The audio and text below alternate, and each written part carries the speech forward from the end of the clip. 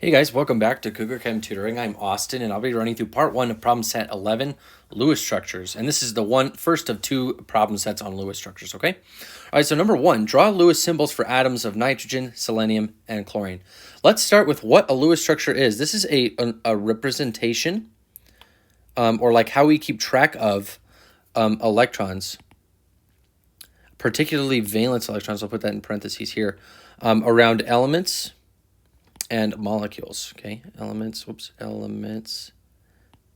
and molecules, okay? So they're kind of like, they're molecular and atomic representations based on the valence electrons of those elements, okay? And so the key here for any Lewis structure is going to be knowing the valence electron count for each element. So let's look at which you need to be able to refer to the periodic table for stuff like this, unless you have this memorized, which I'd be surprised if you did, but if you do, you could easily do it that way as well. All right, so it's nitrogen. Nitrogen, if you notice, is in the 5th group on the periodic table, okay? It says 15 here, but we kind of skip this D block when we're counting like in these groups in terms of the valence shell.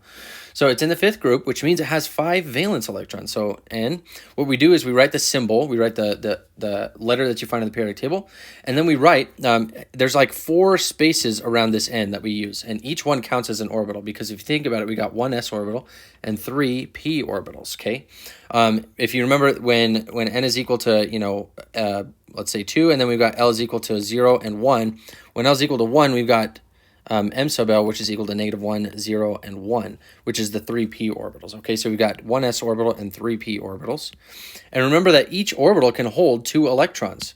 And so around this Lewis symbol, I'm going to have like these 4 spots where 2 electrons can each be. Okay, so because it has 5, I'm going to just start going 1, 2, 3, 4. Now, we like to draw them spaced out like this first before pairing them up, because there's something called the Hund's rule that we'll end up learning later. But this is just how we typically draw a Lewis symbol first, and then we start pairing them up afterwards. So here's the 5th electron, and this is the Lewis symbol for nitrogen. Okay, and that would just be your answer right there. You wouldn't do anything else to that.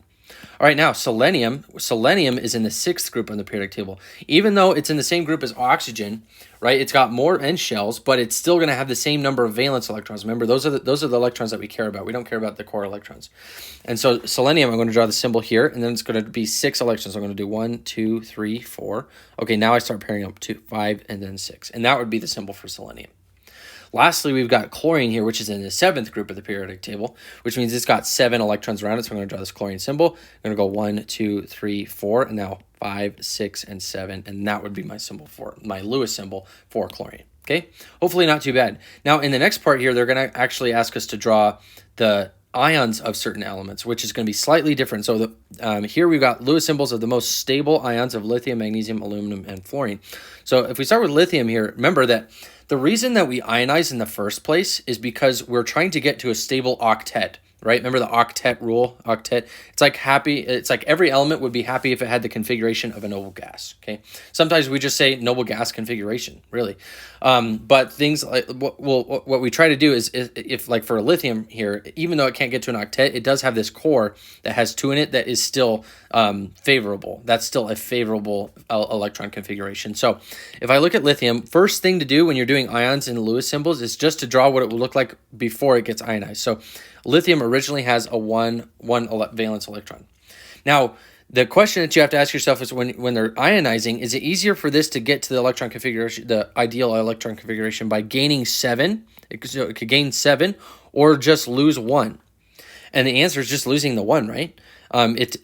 Anytime that you're dealing with this and trying to determine what kind of charge it's going to take, if it's going to lose, whichever direction uses the least amount of electron movement, that's the one that you're going to go with. So you'll never see a lithium plus or lithium -7. You're always going to see a lithium +1 here, because it's just so much more energetically favorable. And so what we do is we just erase it, and then what we do is we put brackets around it to signify that there actually is there is empty orbitals around this thing, but they're just not filled. Okay, so the brackets are typically used for elements with empty shells, or elements that are ions, I should say, elements that are ions. Okay, and so now it's empty, and I'm just going to put a +1, and that's literally what you would put for your Lewis symbol, because there aren't any valence electrons for this ion. All the rest of them, we took out the other valence electrons, and we've now are left with an empty valence shell. Let's go to magnesium. So we got magnesium is in the second group of the periodic table. It's got 2 valence electrons then. Would it be easier for it to gain 6 or to lose 2? Well, lose 2, right? That's way easier. And when we lose 2 minus charges, we get a +2 charge, right? So I'm going to erase these 2 like that and just go bracket and then 2 plus, okay? So now this also has an empty valence shell. Aluminum. Aluminum is one of the few metals in the P block that we deal with a lot in this class, and it's in the third group, so it's got 3 valence electrons. Is it easier for it to gain 5 more to get to the 8, or to lose 3? And the answer is lose 3, right? It costs the least amount of electron movement there. So I'm going to erase those and just put a bracket around this to signify that we've taken those out, and then just put a 3 plus out here. All right, lastly, we've got fluorine. Okay, fluorine's in the 7th group on the periodic table. So I'm going to draw the 7. 1, 2, 3, 4. Okay, 5, 6, 7. Okay, now is it easier for it to gain 1 or to lose 7? And that answer now is to gain 1 instead of losing. Now we're actually going to be creating an anion, a negative charge, because now we're taking on an electron. So I'm going to add an electron in here, and then I'm going to bracket this because now this has become an ion. We've added another electron, and this becomes a 1 minus charge. Okay. Now, if you were to look at these and they were to ask you something like how many valence electrons does each of these have, you would say 0, 0, 0, and 8. Okay, because now that's the usefulness of this Lewis symbol, is that it's actually showing us the valence shell as well, right? We took out the 1 valence electron here, the 2 here, the 3 here, and added 1 here. Okay. All right, so letter C here says how many valence electrons are in each of these atoms or ions. I think that should say or ions, okay? So we got xenon. Xenon is a noble gas. Hopefully you can kind of still see this periodic table here. It's a noble gas, so that means it has 8 already. It's got 8, so I'm actually just going to put 8, okay? So I'll just put xenon equals 8, okay? All right, Sr2+. So strontium is a metal, and it's an alkaline earth metal. So if I were to draw the Lewis symbol first of strontium, we have 2 here. And then it's now become 2+, right? Now we can kind of see why it does that. So now, what's the valence electron count? That's 0 now, right? That's going to be 0 because we took out the 2 valence electrons that were there. So I'm going to set strontium 2+ equals 0. All right, then we got chlorine. Chlorine has 7. It's in the 7th group of the periodic table. So I'm just going to say 7. Let's just put 7. Okay, but chlorine minus, we now add an electron there, so that's going to be 8, right? We added, if we look at the Lewis symbol for chlorine, looks like that, but then once we add the extra electron, we bracket this guy, right, and then just put a minus charge. Okay, now in number 2, they're asking us for the same number of, they're asking for valence electrons again, but instead they're asking us for molecules, and molecules even that have charges. And so the only difference between this and what we were doing before is that we just have multiple elements now. And all you have to do is just add up the corresponding valence electrons. So for example, I've got 2 nitrogens, and I know that each of them carries 5, right? So 5 plus 5 is going to be 10. And then the charge here tells me how many few or extra electrons I have. If I have a plus charge, then that means I'm short 1 negative charge, which means I lost an electron. So that means I'm going to say -1. So N2 plus has 9 valence electrons, okay? That's the first answer for that one. Now we've got carbon and sulfur. Okay, carbon is in the 4th group of the periodic table, so that's 4 plus, and then sulfur's in the 6th group. That's going to be +6, and then -1 again because we have a plus charge. We're missing another electron, and so that's going to be a total of 9 again. 9 valence electrons for this would be CS plus. Okay, now Cn, this is going to be 4 plus 5, and so I'm going to just say that's just going to be 9 valence electrons. And lastly, we just got carbon and oxygen here. That's going to be 4 and 6. That's just going to be 10. Okay, so your answer should be something like 9, 9, 9, 10. Okay. All right, now that's going to be helpful once we start drawing Lewis structures like we're doing here in part B. So draw a Lewis structure for the following diatomic molecules. Diatomic just means 2 atoms and ions. Okay, so we've got fluorines. Okay, remember fluorine is in the 7th group of the periodic table. I'm going to go ahead and bring this down since we're going to be using it here. So it's in the 7th group of the periodic table. And let me go ahead and put it right there. All right. So that means it's got 7 valence electrons. I'm going to draw my 7. Okay. And then another fluorine also has 7. Okay. So now if you notice, there's an empty spot on each one of these. And they can both get to an octet if they share just that 1 electrons that they each have. So if this guy fills his need, this guy fills his need. So what would happen then is this fluorine goes like this, and they have kind of this sharing electrons in the middle. So this guy now has 8, and this guy now has 8. Instead of ionizing, we're just sharing now. So that's the big difference between ionic and covalent bonds, right? Is that instead of exchanging electrons, we're just sharing them. That way we can still fulfill our octets. Now, when we draw this in a Lewis structure, I don't typically draw it like this. You may see it drawn like that, but I'm going to show you an easier way once we get to number 3 on how to draw a Lewis structure. But all I would do for this is I would draw a skeleton. Okay, so I know there's a fluorine drawn to a fluorine, and then give everybody an octet. And again, I'll be going over this more in detail in number 3. And then and remember, each line, in this line, I don't know if I've explained this before, but each line it's a pair of electrons, even in a bond. So that's a pair of electrons right there. Okay, so anytime you see just a line, which I'll be drawing a ton in these Lewis structures, that's just going to be a lone pair or just a pair of electrons. Okay, so I give everybody an octet and make sure everybody is satisfied. So yep, this fluorine has 8, this fluorine has 8. So yep, that's the correct Lewis structure for this guy. Okay, that's F2.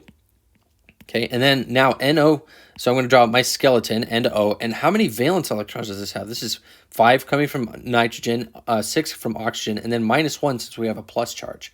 So that's a total of 10 valence electrons. So I'm going to give everybody an octet and see if I can get to that 10. So here I've got 2, 4, 6, 8, 10, 12, 14. Holy smokes, I am way over that. So what I'm going to do then is I'm going to erase two lone pairs of electrons. Remember, these are lone pairs. These are bonding electrons. Those are just the main two differences.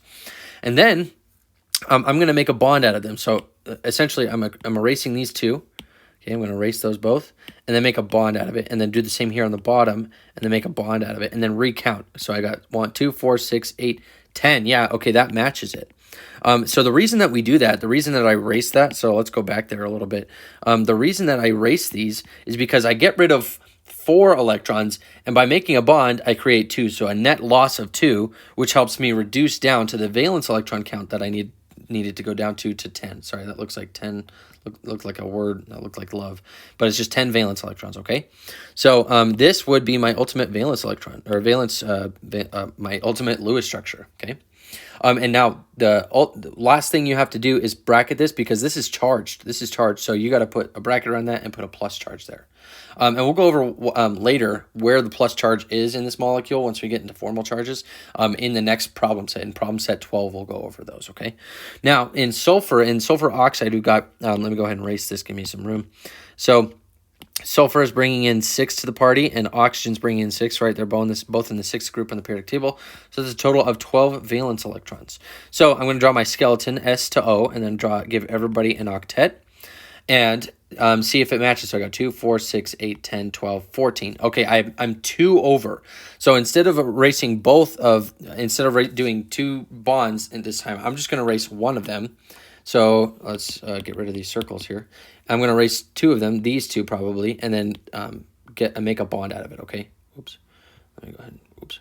Sorry about that. Erase those, and then make a bond. And now I'm going to recount it. 2, 4, 6, 8, 10. Yep, 12. I'm good. I'm done. That structure is done. And it's not charged, so that would be your answer. It was just S, double bond O, and they each have 2 lone pairs. All right, last one. I'm going to draw it down here. So I got H, which has 1 valence electron, and I, which has got its 7, right? Oops, I've drawn 8 here. Just 7. Okay, so iodine has that extra spot, and hydrogen has that extra spot, so they can fulfill each other's needs. Draw the skeleton again. So I to H, H to I. Now remember, hydrogen doesn't get an octet, right? It's the very first element. It only has the 1s shell, so it's not going to accept 8 electrons. So we're just going to give those 8 electrons to iodine and see if that works. I've got from here, I got 1 plus 7. That should be total of 8 valence electrons. So I've got 2, 4, 6, 8. Yep, that matches it. So I'm going to leave this. This is my Lewis structure. That's my Lewis structure. All right, so these should be the answers for each of those molecules. All right, so now I'm going to erase these for a little bit, and then I'm going to show you the rules that I use to draw a Lewis structure. So I'm not going to use the periodic table a ton, but know that I'll be referring to it as as I count valence electrons, okay? So the first thing that you want to do in determining a Lewis structure is figure out what the center atom is, okay? The center atom will always be the atom that makes the most bonds without expanding its octet, and we'll get into this concept here in a second. And then if that's not possible, then it's going to be the atom that makes the most bonds by expanding its octet. By saying not possible, what I mean is not all the bonds can be accommodated for. And so then I say, okay, since he can make the most bonds by expanding his octet, I'm going to assume that he's going to be the center atom first. And sometimes it can be a guess and check, but for the most part, these are pretty good rules. Next, like we were doing in the earlier problem there, draw a skeleton and then give everybody an octet. And then just like we were doing before, just adjust the structure accordingly by erasing lone pairs and creating bonds. So here they actually want you to not only determine the Lewis structure, determine the Lewis structure, they want the total number of valence electrons, the lone pairs, the bonding electrons, and what kind of each type of bond there is. Okay, so remember water is H2O. Hopefully you just know that. I hope that's kind of colloquial knowledge, but so now you have to determine what the center atom is. So you have a hydrogen. It's got one area that it can bond with, another hydrogen that's got an area it can bond with, and then oxygen is in the 6th group on the periodic table. It's got 2 areas that it can bond. Since it can make the most bonds, I'm going to assume that oxygen is going to be the center atom. So what I'm going to do is draw my skeleton accordingly. I'm going to say oxygen's in the middle, and I'm going to draw a skeleton to each hydrogen, like this. Now remember, now I'm going to give everybody their octet except for hydrogen, because hydrogen only just has the 1s orbital, right? So I'm going to leave it like that. And then I'm going to count my valence electrons. So I've got 2 coming from the hydrogens, because each hydrogen is bringing in 1 to the party, right? In the periodic table, that's where hydrogen is on the periodic table. It's in the first group. So each one of them is bringing 1. So I'm going to count that as 2, and then total 6 for the oxygen. So that should be a total of 8 valence electrons shown in my Lewis structure. So I'm going to count those to make sure they match. I'm going to say 2, 4, 6, 8. Yep, they match. And so that's where you stop. This is where you stop. This is your answer for the Lewis structure.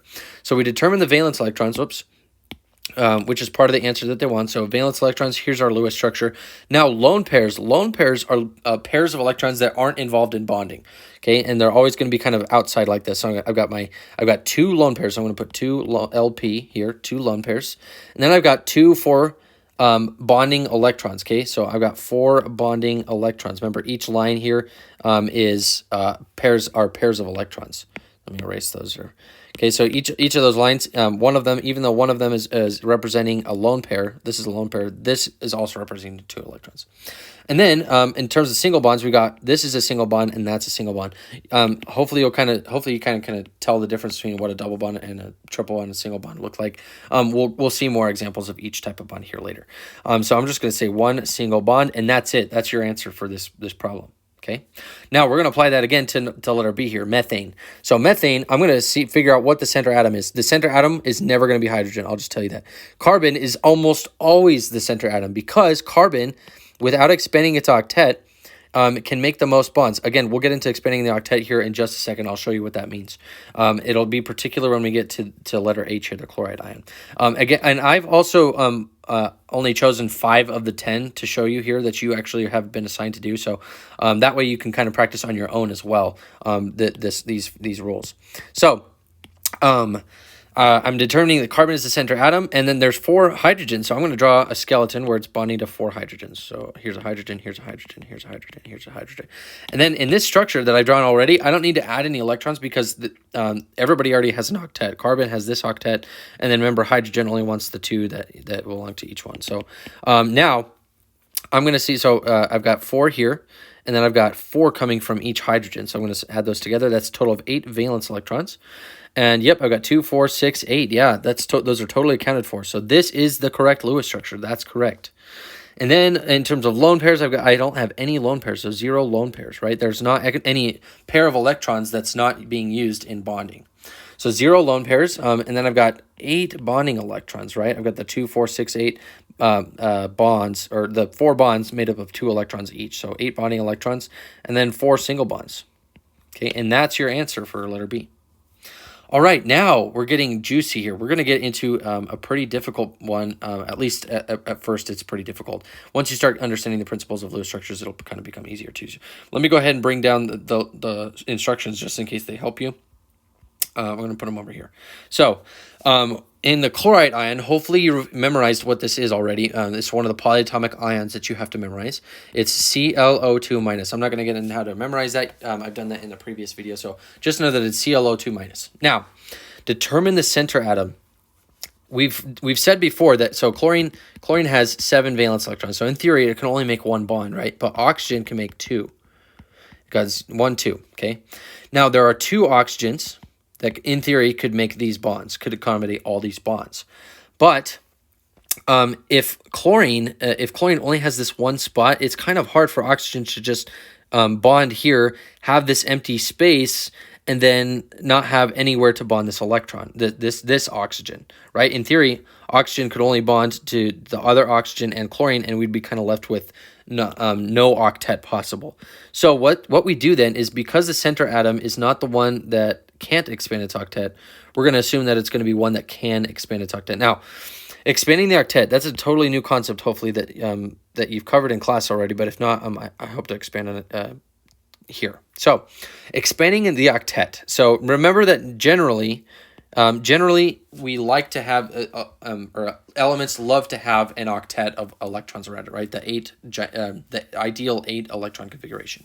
However, to accommodate bonds, there are atoms that will expand their octet in order to make those bonds, but there are only some that can. It's actually the majority of the periodic table, but there's a rule about it. So it's below the third period and below. So anything below the second period can expand its octet, and here's why. So think of chlorine. Chlorine is in the n equals 3 shell, right? So that means the possible values of L are 0, 1, and 2. Now, when L is equal to 2, what is M sub L? M sub L is equal to -2, -1, 0, 1, and 2. And what is an L equals 2 orbital? That is a d orbital, okay? Even though we're in the third period, right? We're in this period here. The third period, in theory, has those 3D shells open to it. In fact, they're right here, right? They're actually in the fourth period, but in the third shell, okay? And they're in the fourth period, but in the third shell.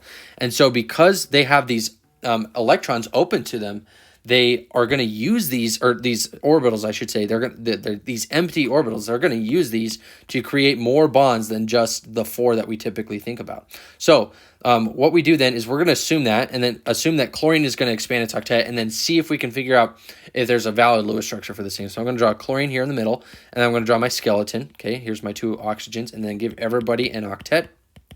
Okay, and then count the valence electrons. So I've got 7 here, plus 2 times 6 from each oxygen, plus 1, right? I've got an extra negative charge there. So that's going to be 12 plus 7 plus 1. That's going to be 20 valence electrons.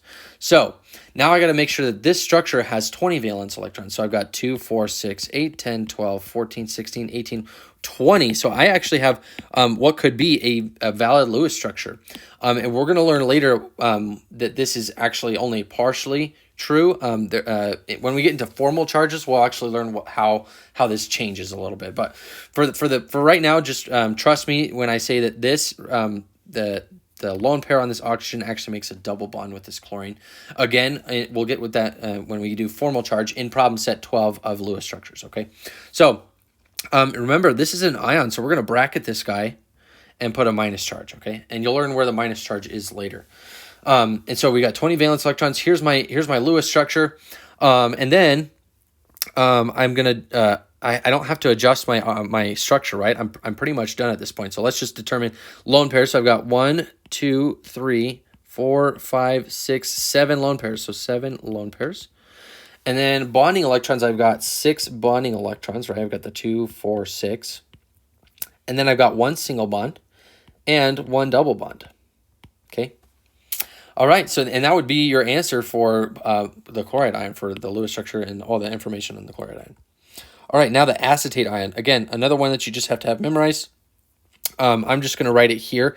And I like to write it like this because it actually shows you the connectivity of it. You'll see it sometimes written as C2H3O2 minus, but that's helpful. But actually, the way I have it written here is actually the more common way to write this. So you'll actually see it written more often like this. So the reason that we draw it like this is because it's easier to see the center atoms.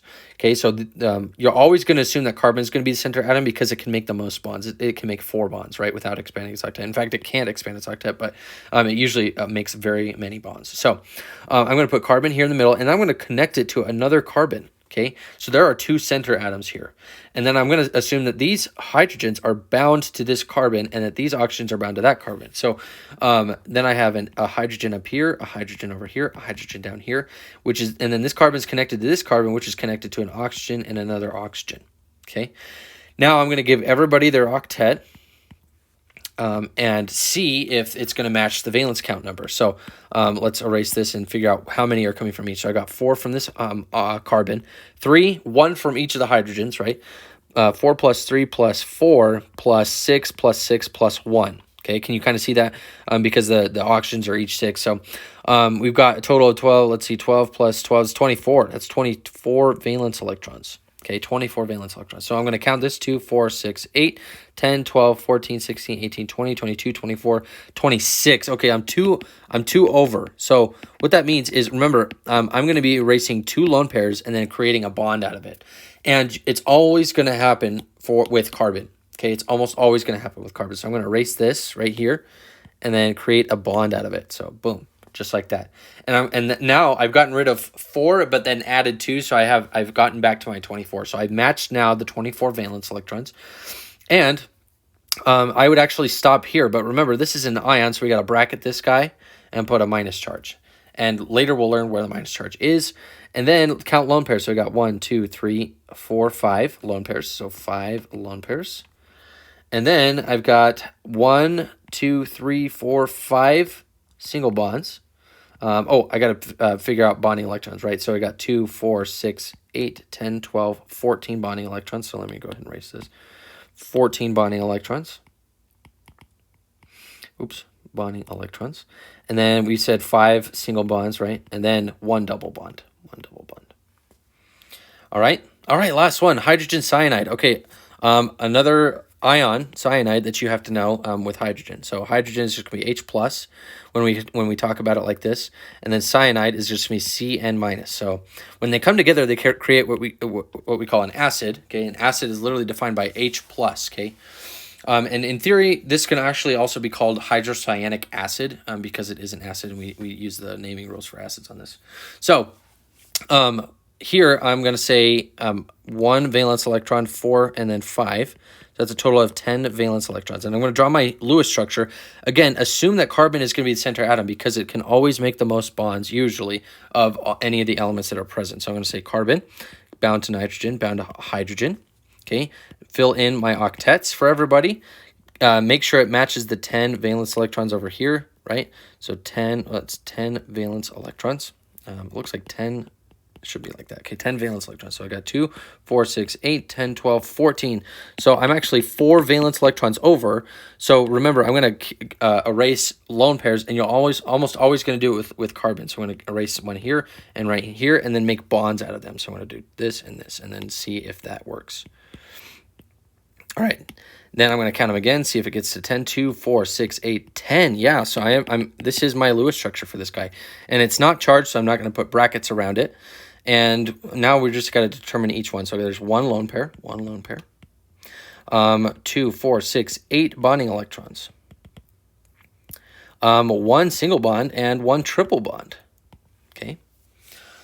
All right. I hope that was a cool, or at least a helpful intro to Lewis structures. I love doing Lewis structures. I think they're really fun. It does take a little bit of practice to get into it, but once you get the pattern down, using these rules, I think it just becomes kind of second nature to you. And we'll go ahead and we'll see in part 2